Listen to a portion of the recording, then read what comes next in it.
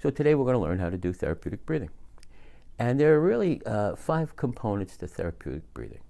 The first is to breathe slowly. And we want to get, people breathe on average between 12 and 20 breaths per minute. We want to get that down to about 6 breaths per minute. The second thing we want to do is we want to extend our exhale. We want to have a shorter inhale and a longer exhale. Because when you exhale, it turns on that vagal brake I'm always talking about, and it slows your heart. And we'll talk more about each one of these things. I just want to give you an idea of some of the important components. The third thing is to breathe in your nose and out your mouth. And that has specific effects on learning, memory, your limbic system, your hippocampus, and your frontal lobes. And you don't get those benefits if you breathe in your mouth and out your mouth. The fourth thing is belly breathing, deep diaphragmatic breathing. You want to get your breath all the way down to the bottom of your lungs. You want to push your diaphragm down, which will suck all that air in. And that not only increases your oxygen transfer, but it does very specific things in terms of heart rate variability that empower this vagal brake. And the last thing that we want to do is practice this. We want to repeat this cycle of 6 breaths per minute. Inhale through the nose, exhale through the mouth, longer exhale than inhale, deep breath. We want to repeat that cycle for at least 5 to 10 minutes, at least a couple times a day. And that will give us the maximum sort of long-term benefits. All right. There are really 4 ways to use deep breathing or therapeutic breathing. The first is in anticipation of some upcoming stressful event. So if you know you have a meeting at work or something that's going to be challenging, breathe before you go in. If you find yourself in an interaction with somebody and you can feel your arousal start to go up, you start to get upset, you start talking loudly, another good time to stop, take a few therapeutic breaths, calm your body down. It'll help you re-engage in a reasonable way. And the last part is that even if you've had an episode of some sort, it takes your body some time to recover from that. If you do your deep breathing after you've been upset, it'll settle down, bring your cortisol down, your stress hormones, and it'll settle your body down and help you to be calm. So, and the last part is that we need to develop a practice because long-term use of this has all kinds of benefits. All right, so let me now go through each one of those things I talked about and give you some examples of how to improve or use those things. The first, you remember before I said we're not very intentional about our breath. We don't really monitor it. And when I'm in that group with people, I certainly didn't see the difference between the different types of breathing. This is a spirometer, all right? You can buy this at the local pharmacy or they'll order it for you for about $4.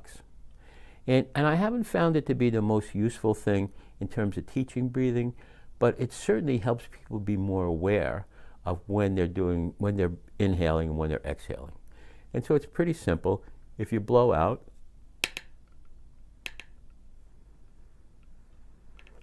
you can see the ball stays up. And if you breathe in, the ball comes back down. So what we teach people to do is just to play with it. Get more aware of what they're doing. And so, in the nose, all the way down to the diaphragm, and then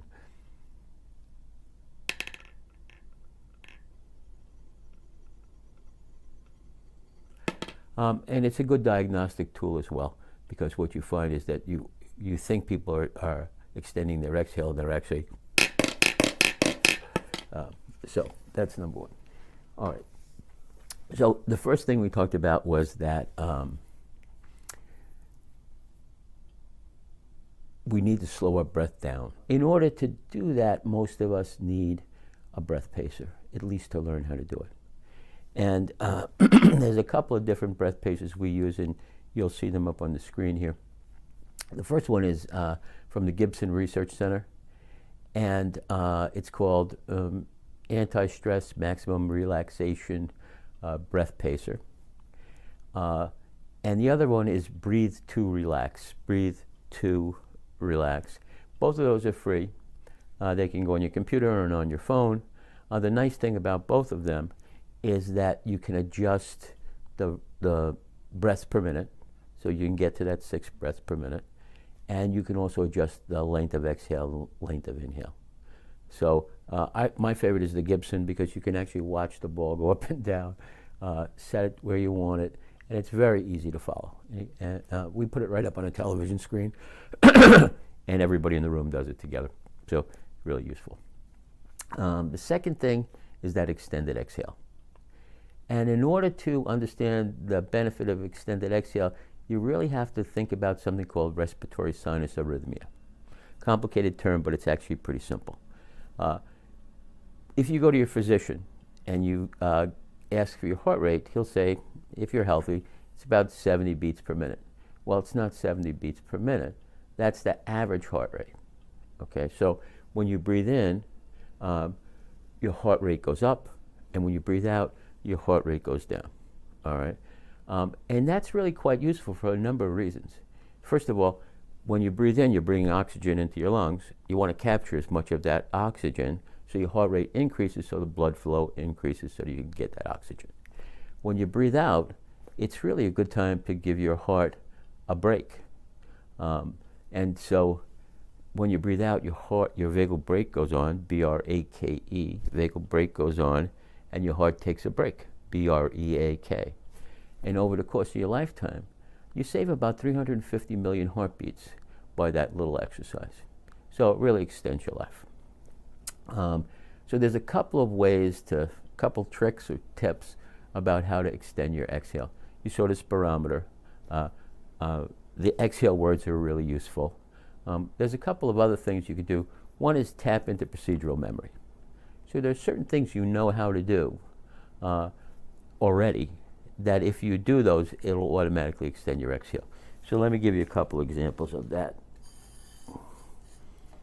This is chicken soup. And we've actually done this with chicken soup, by the way. So when you blow on your hot chicken soup, you blow like this. Softly and slowly. And when you do, because you don't want to blow the soup off the spoon, and you want to get the maximum amount of air across that soup so that it will cool. Well, that's part of your procedural memory. Most everybody knows how to cool down their soup. So if you say, okay, you got a group and you want to teach exhale, just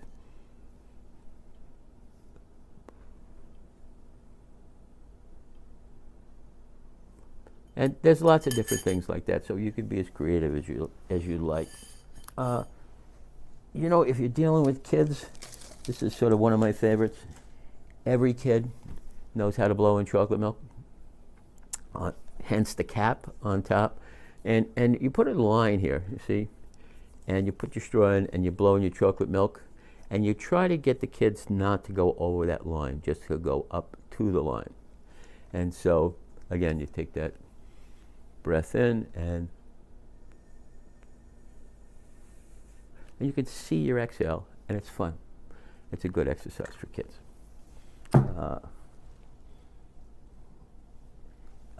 For adults, the chocolate milk is probably not necessary. Some adults, sure, makes it more fun. Just a straw. I did this with a very large group of people, probably 150 people in a room, and these straws are essentially free. Passed them out to the whole group.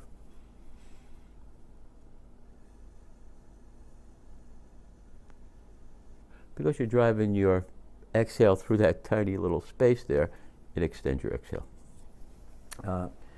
Again, another fun activity for kids.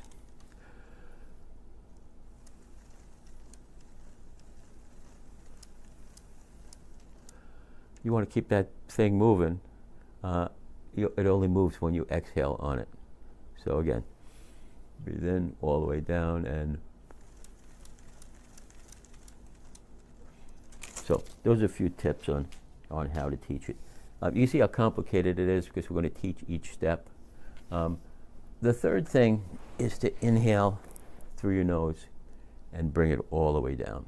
Okay? And again, the maximum benefit is going to be if you inhale through your nose and exhale through your mouth. You're going to get benefits in terms of learning, memory, calming down your limbic system, the seat of your fear response in your brain, and turning on your frontal lobes. So you're capable of being more reasonable, and you're going to be less reactive. You don't get those benefits if you breathe in your mouth and out your mouth. This is a little bit challenging to do. So what we teach people to do is to follow this path from the tip of their nose all the way down to the diaphragm, all the way down to their belly. So in the beginning, just breathe through your nose and get that sense of air coming through your nostrils. Just feel it right through there. And then go up to the bridge of your nose and feel it come in the beginning of your nose, and the end of your nose, your nostrils, and then up to the bridge of your nose. And then maybe to the top of your throat. So we're teaching people to track this breath from here all the way down. Top of your chest, so nose, bridge of the nose, upper throat, upper part of your chest. And then lower part of your chest. And then your belly.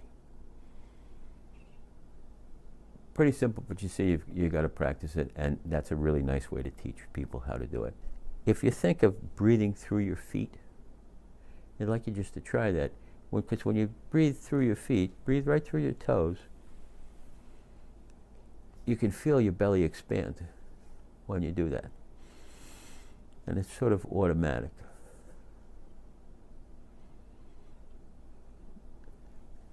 And of course, the last part of this is to develop a practice that you do as often as possible. When you develop a practice, I like to think that there's really probably three pieces to it. You need to think of a time. You need to think of a place, and potentially need to think of a person or people that you can do it with. If you don't set the time aside, most of us are so busy that it won't happen, right? And you have those ideas of doing it in anticipation of events that could be stressful, during stressful events, and after stressful events. But this is really a practice where you set aside some time to get good at this, all right?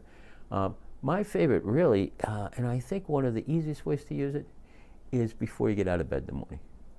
So you wake up, do your therapeutic breathing, at 6 breaths per minute. All you're talking about is 30 breaths to get your 5 minutes. So once you get good at it, just lay in bed that first 5 minutes, do your deep breathing, and when you get at bed, it'll improve your day, right? And we'll look at the research in a couple of minutes, but what you also find is that it can improve your sleep. So 5 minutes in the morning or 10 minutes, even better. But when you get into bed at night, the first 5 or 10 minutes, do it again. It will improve your sleep. A 20-minute practice is sufficient for long-term health care benefits. And those other things, and then it can be used to improve your behavior at any point and help you with recovery and being calm. So be creative, enjoy it, and breathe therapeutically so you can be the kind of person you want to be.